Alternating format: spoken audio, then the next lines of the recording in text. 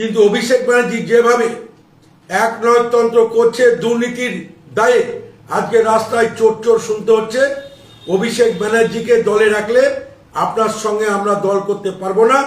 আপনারা যদি অভিষেক ব্যানার্জিকে ছেড়ে আপনি যদি নেতৃত্ব দেন, আমরা যেখানেই যাই থাকি না কেন আমরা নেত্রীর নেতৃত্বে আমরা তৃণমূলটা করব। আর যদি নেত্রী মনে করেন যে আমাদের সারা বাংলার কর্মীদের বাদ দিয়ে উনি অভিষেক ব্যানার্জিকে নিয়ে চলবেন, তাহলে উনি থাকবেন। আমরা আলাদা ব্লক করব। এবং আজকে আপনাকে বলে রাখি, আজকে বাংলার প্রতিটি জেলা সভাপতি, মমতা ব্যানার্জি জেলা সভাপতি, তার আজকে আমাদের এই ব্লকের সঙ্গে আছে। বাংলার 28টা এমপির মধ্যে 23 জন এমপি আমাদের ব্লকের সঙ্গে আছে। রাজ্যসভার 13 জন সংসদের মধ্যে 9 জন সংসদ আমাদের মধ্যে আছে।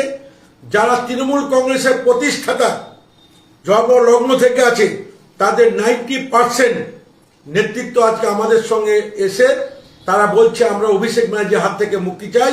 কিন্তু আমাদের নেত্রী মমতা ব্যানার্জি, আমরা মমতা ব্যানার্জির জন্য ওয়েট করছি। উনি যদি আমাদের ডাকে সাড়া না দেয়, আমরা আলাদা ব্লক করে আমরা নতুন তৃণমূল কংগ্রেস, ঘাসের উপর জোড়া ফুল, মূল তৃণমূল কংগ্রেস আমরা দাবি করব।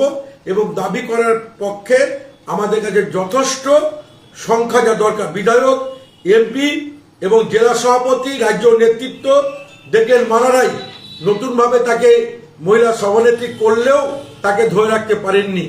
শাওনি ঘোষ নতুন যুব নেত্রী ঘোষণা করার পরেও তাকে ধরে রাখতে পারেনি।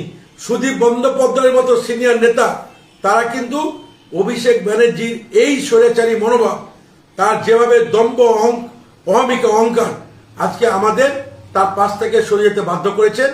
আমরা কিন্তু এখনো তৃণমূলে আছি, ছিলাম এবং আগামী দিনে ঘাস ফুলের প্রতীকের সাথে আমরা থাকবো। এইটুকু আপনার মাধ্যমে আমার এলাকার সর্বস্তরের মানুষের কাছে আমি জানিয়ে দিতে চাইছি।